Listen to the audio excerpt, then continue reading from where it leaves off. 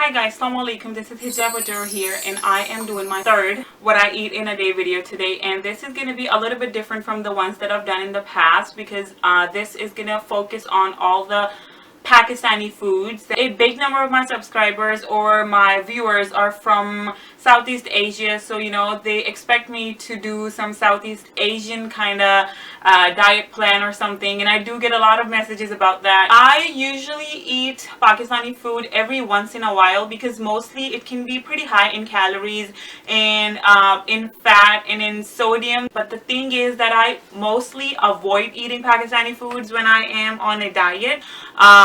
It's a little difficult to healthify a Pakistani dish because if I try to healthify it too much, it ends up losing the flavor, and I don't like that because if I want to eat Pakistani food, I want it to have good flavor. Okay, so for breakfast today, I made this omelet for my husband and myself. Okay guys, so let's make this recipe, and I'm going to be using 100% liquid egg whites in this recipe and also one whole egg in there, and then half of this jalapeno, half of this Roma tomato, and a very small little onion. And I just chopped up everything into very little pieces, almost like diced. And I just added everything in one big bowl. And then here I am just cracking open a whole egg in there. And then I'll add about 4 egg whites. And that means about 12 tablespoons of egg whites.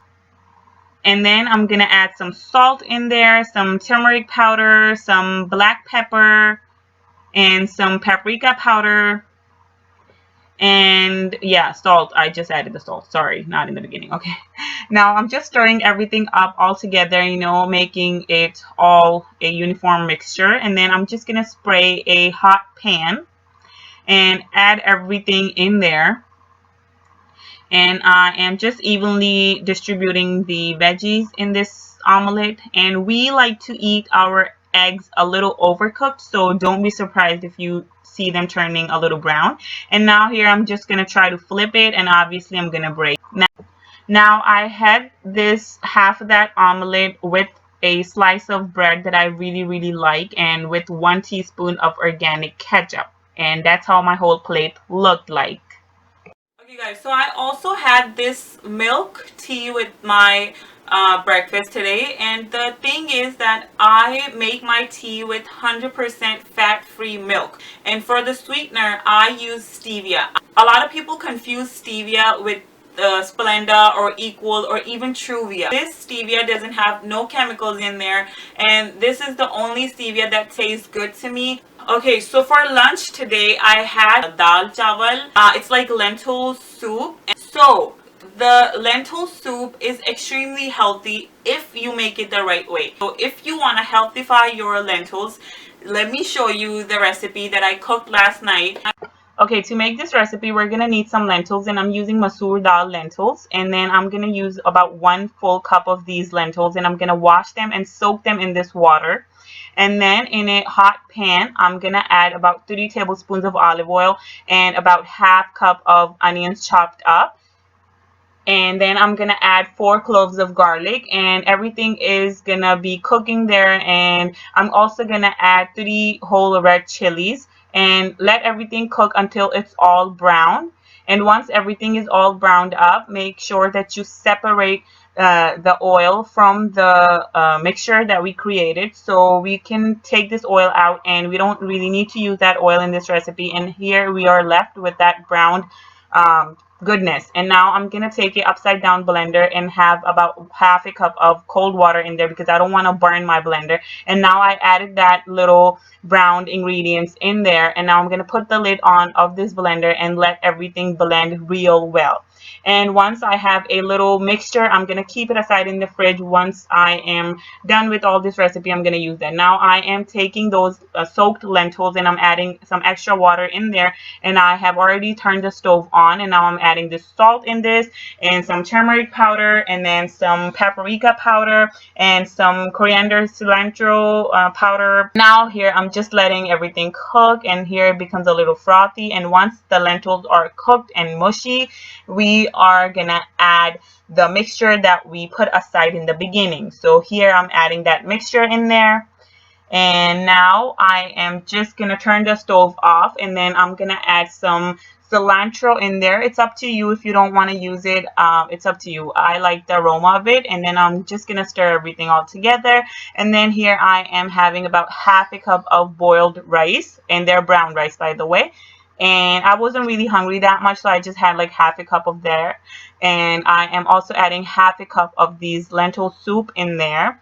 And I also had a side of these papad, and they're also called papadums. I think that's what you call them. I don't know how to say that word. And then here I'm just gonna put one of those in a plate and then microwave this on 20 seconds. And guys, this tastes as good as a fried papad. It's as crispy as that one. And this is how the end product looks like. And that's all I had for my lunch today. That's how I try to keep the calories low in my lentil soup or dal. Like, I don't know who to talk to my Pakistani viewers or to my viewers who don't really know any Urdu or Hindi. So I don't know, like I'm just trying to talk both ways.